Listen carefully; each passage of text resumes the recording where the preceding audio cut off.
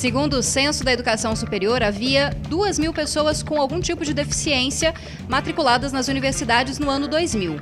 15 anos depois, esse número já chega a 37 mil. Mas se a gente for pensar no montante total de alunos, esse número representa apenas 0,4% dos matriculados.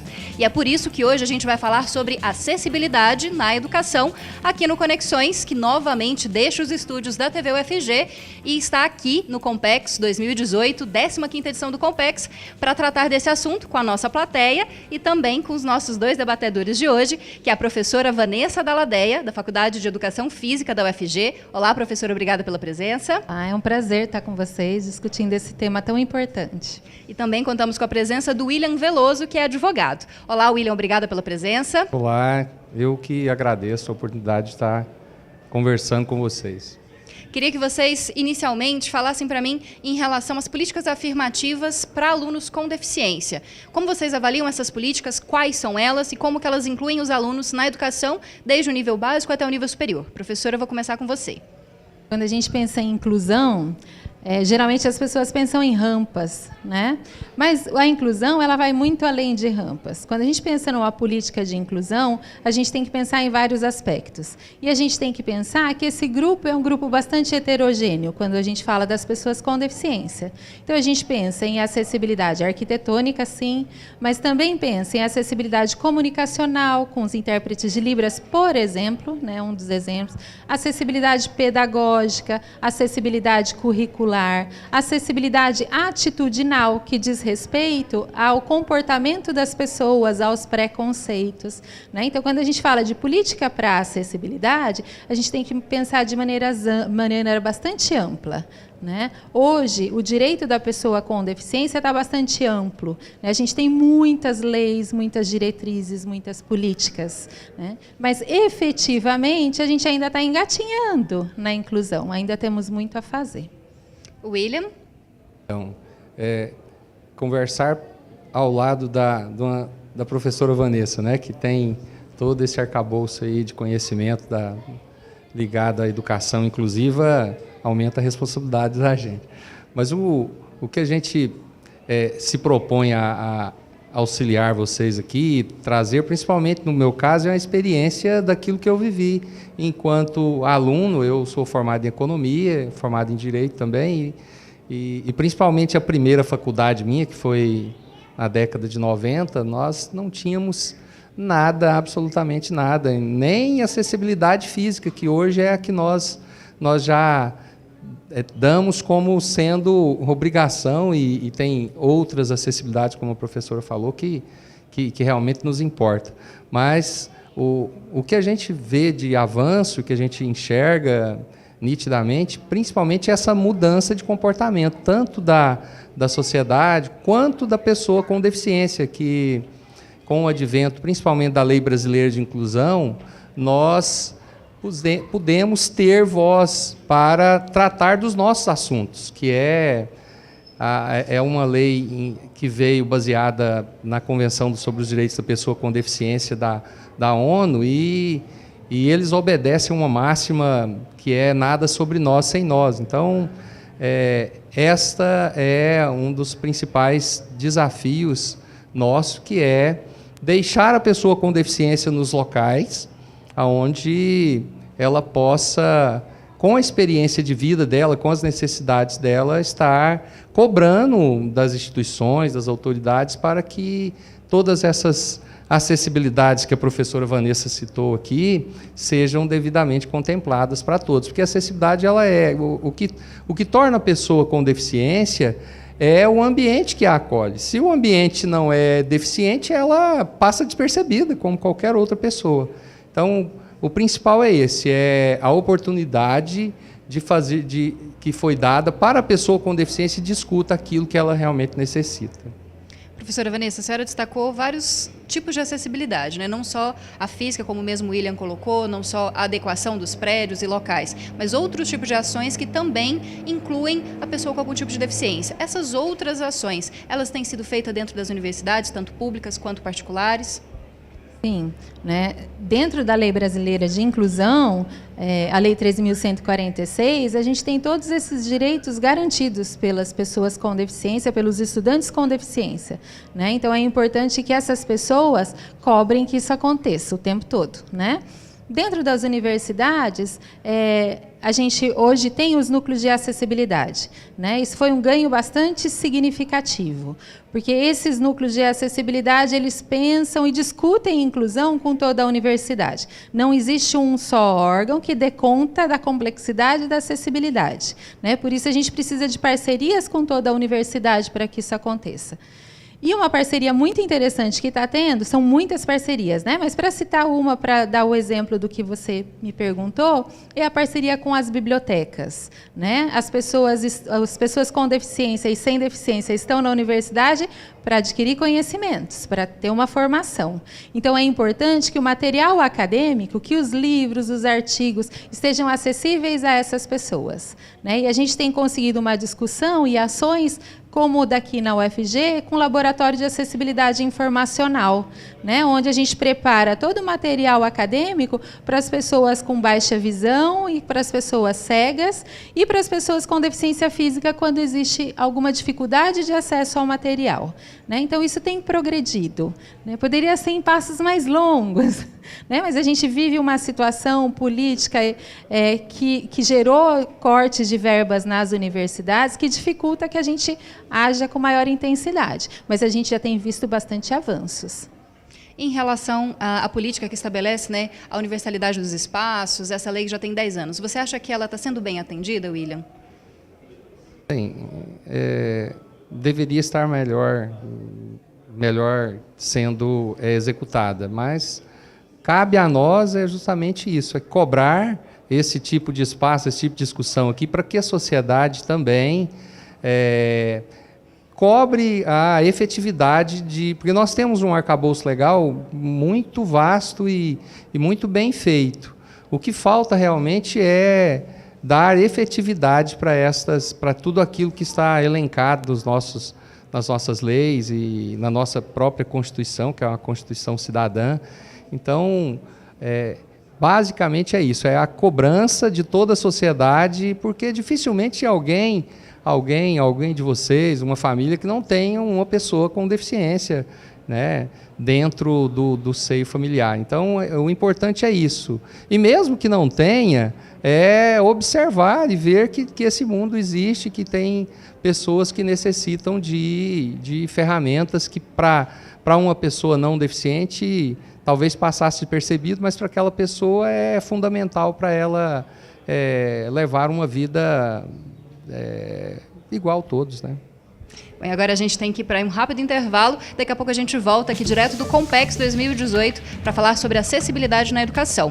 Você pode conferir no nosso programa pelo canal 15 do Sinal Aberto, pelo 21 da NET Goiânia ou pelo 15.1 da Gigabyte HD TV. Além disso, dá para assistir ao Conexões pelo Facebook ou pelo YouTube.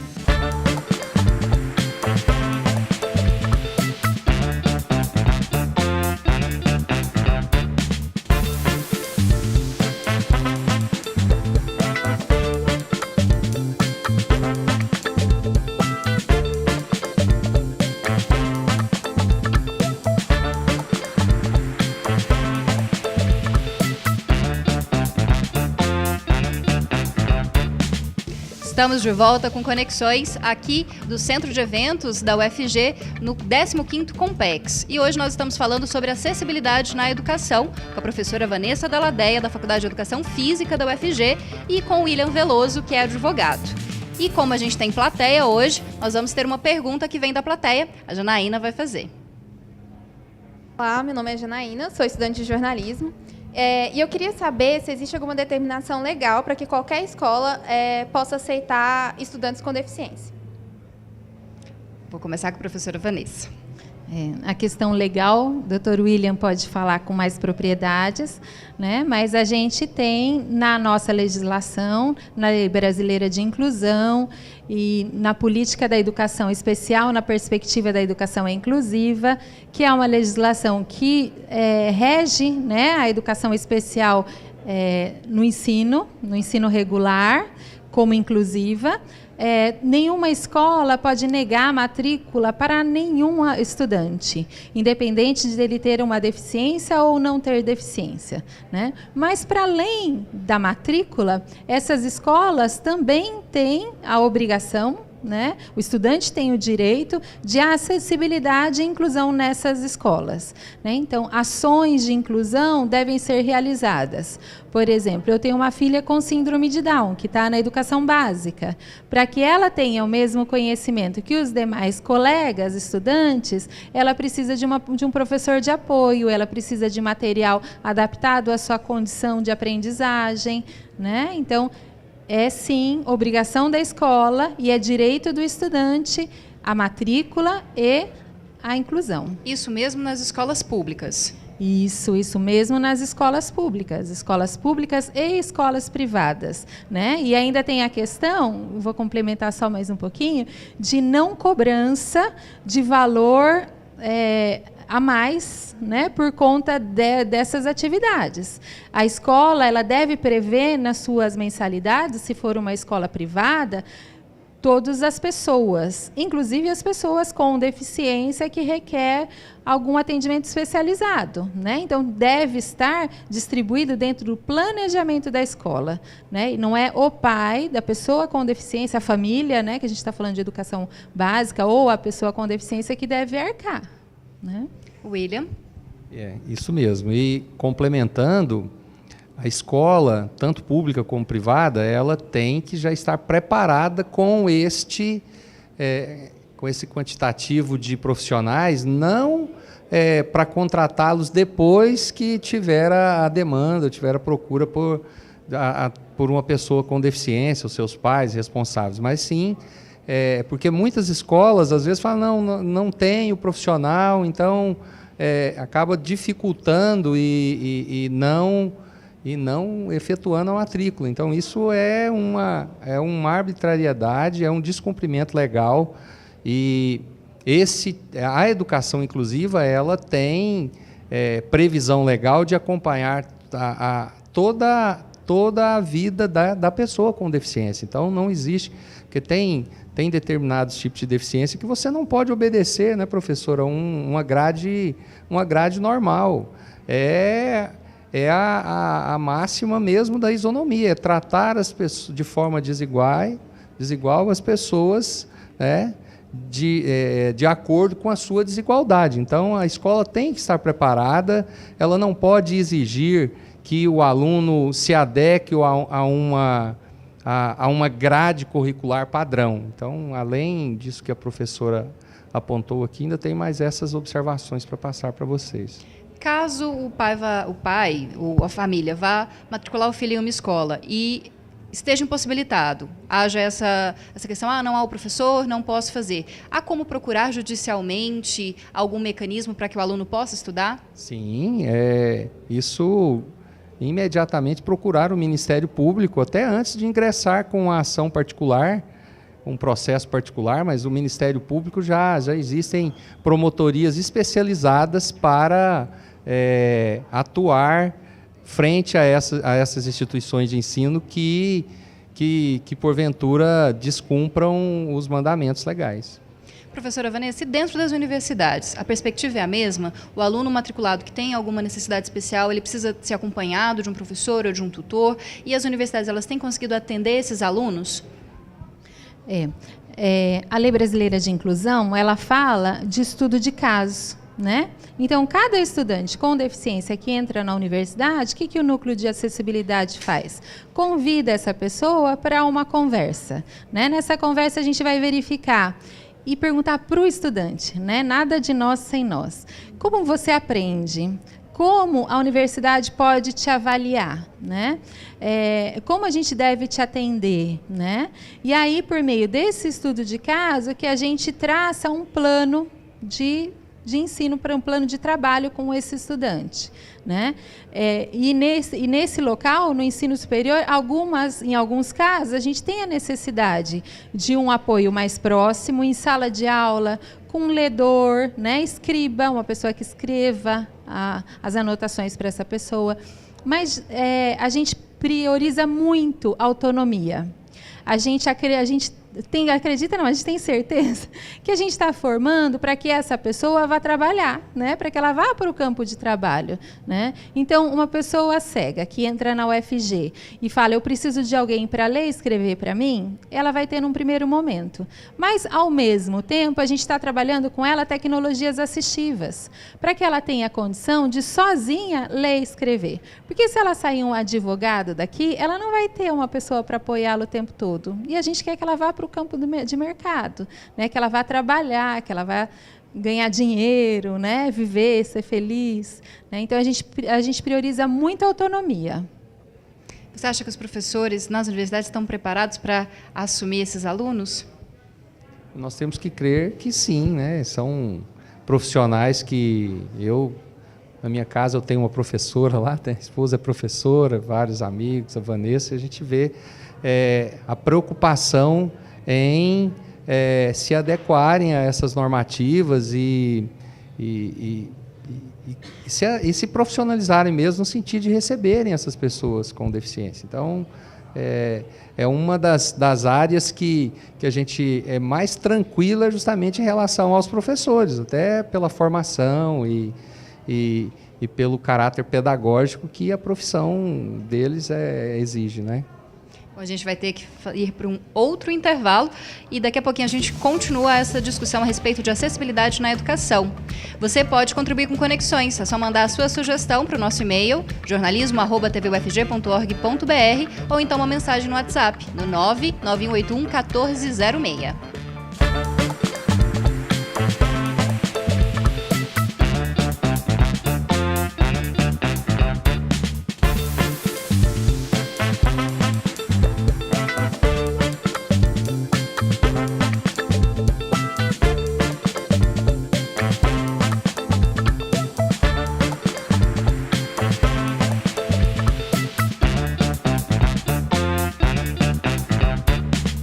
Estamos de volta com Conexões de hoje, que está debatendo acessibilidade na educação. Nós estamos aqui no Centro de Eventos, porque nós estamos fazendo uma cobertura especial do Compex 2018, 15ª edição do Compex. E esse nosso primeiro debate aqui no Compex conta com a presença da professora Vanessa Dalladea, que é da Faculdade de Educação Física da UFG, e do William Veloso, que é advogado. William, em relação à porcentagem de alunos com deficiência na educação superior, no início do programa, eu destaquei que apenas 0,4% do montante. Esse número é pequeno, por que parece que ainda há dificuldade desses alunos com algum tipo de deficiência acessar o ensino superior? É porque eles não sabem das políticas afirmativas, eles não sabem dessas questões legais que exigem o auxílio para esse tipo de aluno? Sim, eu acredito que seja todos esses motivos aí que você colocou. Nós reunimos e debatemos muito sobre isso na Comissão dos Direitos da Pessoa com Deficiência da OAB, no Conselho Estadual da Pessoa com Deficiência, nos fóruns que existem no estado de Goiás, que discutem temas ligados à pessoa com deficiência. Então, nós temos assim, uma ideia, apesar que o último censo nosso foi em 2010, então não temos ferramentas oficiais para medir isso aí. Mas em análise de casos, a gente chega à conclusão que é essa questão realmente da falta de informação, mas principalmente da questão da superproteção das famílias. A maioria, grande parte das pessoas com deficiência, a própria família tem receio. Receio que ele perca o benefício de prestação continuada, algum tipo de auxílio, então que às vezes a família ela depende daquilo para sobreviver. Então é um dos fatores que nós apontamos ainda como sendo fatores impeditivos de que a pessoa com deficiência saia do casulo, vamos dizer assim, e alce voos maiores, no sentido de ser, como a professora Vanessa falou, protagonista da vida dele mesmo. Então, mas o que nos deixa esperançosos é que isso vem mudando com o passar do tempo. E isso que nós estamos fazendo aqui agora já é uma grande ferramenta de estímulo para as pessoas que ainda não tiveram coragem, que ainda não têm conhecimento ainda de que as faculdades, as universidades, as escolas estão preparando os seus locais para receber a pessoa com deficiência. Então, nós acreditamos que seja esse conjunto, como eu te falei no início, mas que isso vem, ao longo do tempo, sendo quebrado. Muito trabalho pela frente, muita divulgação, muita conversa, muita reunião, muitos debates, mas a gente crê que isso vai mudar ao longo do tempo. Professora Vanessa, quer fazer alguma consideração? A inclusão, né, ela é muito recente, né? Apesar das legislações serem mais antigas, é mais ou menos na década de 90 que você começa a ter uma inclusão mais efetiva nas escolas, com os direitos mais garantidos, né, e que essas pessoas vão para a escola. Então, ela ainda está engatinhando, né? E muitos desses estudantes que estariam com idade para vir para a universidade agora não tiveram uma inclusão escolar na educação básica, né? Então não chegaram até aqui, né? E aí com a reserva de vagas a gente vê esse número aumentando, né? Chegando nas universidades. Então é um processo de informação, né? Mas é um processo também que demora, que é um processo de mudança de concepção, mudança de inclusão nas escolas. Bom, e a gente tem mais uma pergunta da plateia. A Laura quer fazer uma pergunta? Pode fazer. Meu nome é Laura, eu sou estudante da UFG e nós atingimos a maioridade com 18 anos. Eu queria saber se existe alguma relativização em relação à pessoa com deficiência. Quem pode responder? William? Posso. Então, a Lei Brasileira de Inclusão, ela proporcionou alterações sensíveis no nosso Código Civil. Então, foram vários artigos que foram mudados em função mesmo de tornar a pessoa com deficiência uma pessoa normal, um cidadão normal. Então, não existe... É lógico que existem alguns casos, mas em regra não existe relativação. É 18 anos, tanto para a pessoa com deficiência física, sensorial, mental, intelectual. Ela é protagonista da vida dela.